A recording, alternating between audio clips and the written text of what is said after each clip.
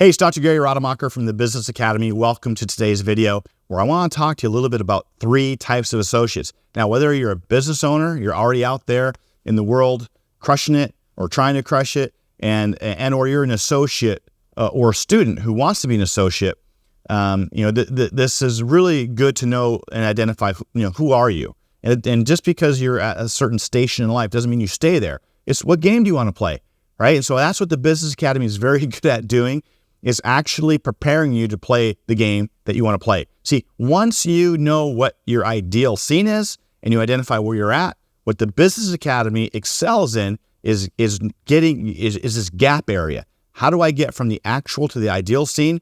We're very good at actually getting someone to realize those dreams. Okay, so here we go.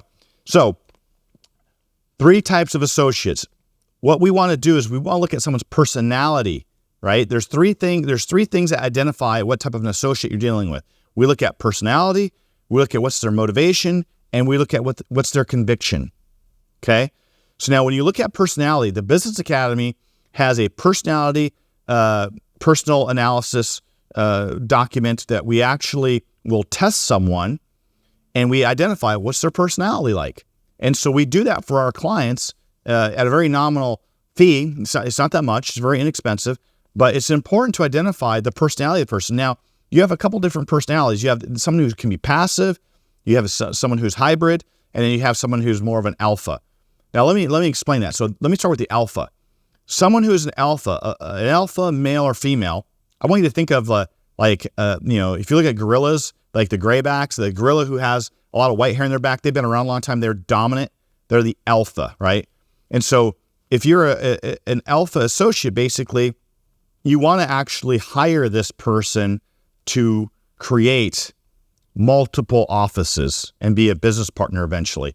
Not at first, but you want that kind of a vision for that kind of a person.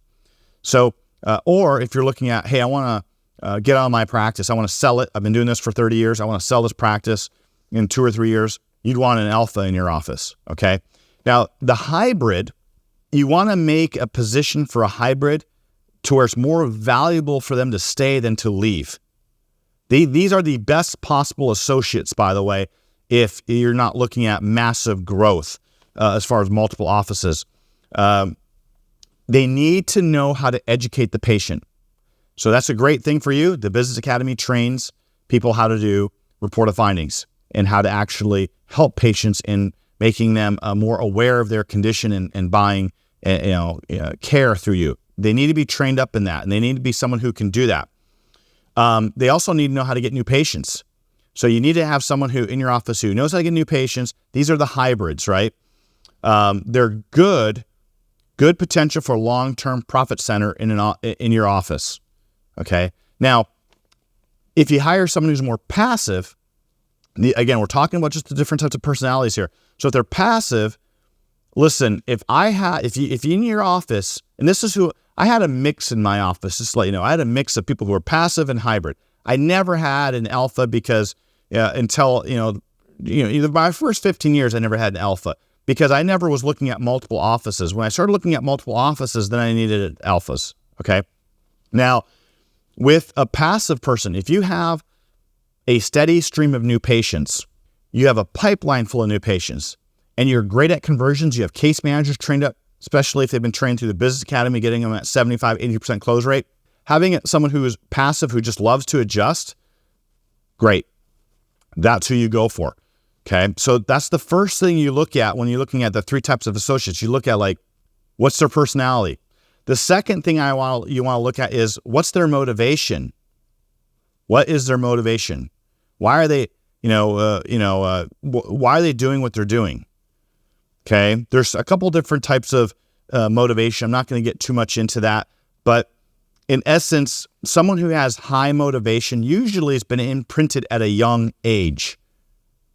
Okay, one of the questions I ask when I'm hiring someone is how old are you when you first started to work?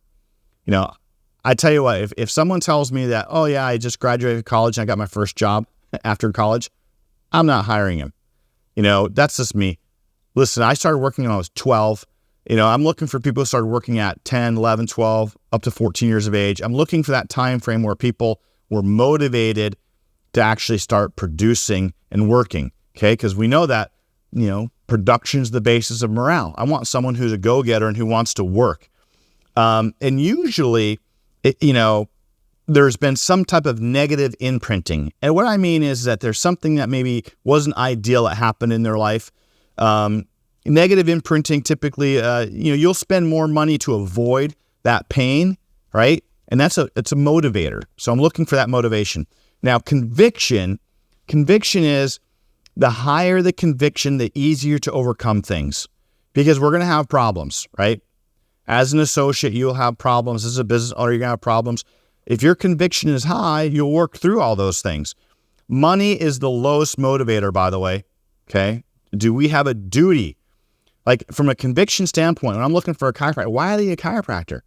To me, the best chiropractors out there had a personal experience, either personal or a family member. Like, for instance, for me, I knew I wanted to be a chiropractor when I was 15. And what happened, actually, I knew that before that. I actually applied to chiropractic college when I was 15. I applied for chiropractic college before I actually applied for any college, like for prerequisites. And what happened to me was when I was 8 or 9 years old, my mom used to get these intractable headaches, like just very painful headache migraines. If I came home from school, if the door was shut, blinds are closed, you knew just don't mess with her. She was a nurse, and she actually had access to Demerol injections. She used to give herself Demerol injections because her headaches would be so bad. And I remember coming home from school one day, and she was laying on the kitchen table, and the neighbor up the road, who is a chiropractor, was at the house, and I remember him working on her neck, and he gave her an adjustment. It sounded like thunder in the house. I was like, holy cow, like, is he breaking her neck, right? I'd never seen this before, but that was the first time she started to get some relief. And as she started going, it changed her life.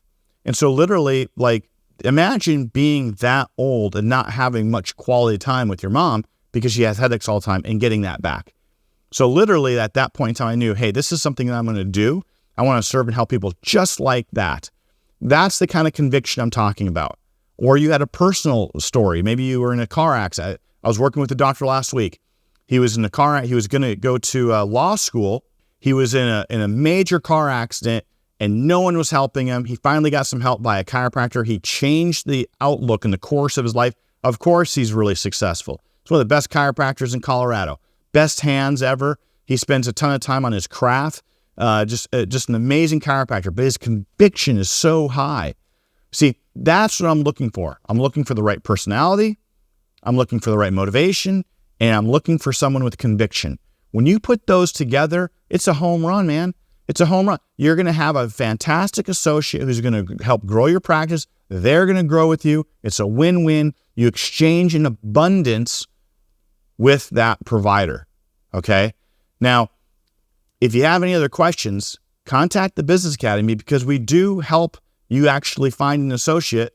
We actually help you in learning what programs to teach an associate so that they become very valuable.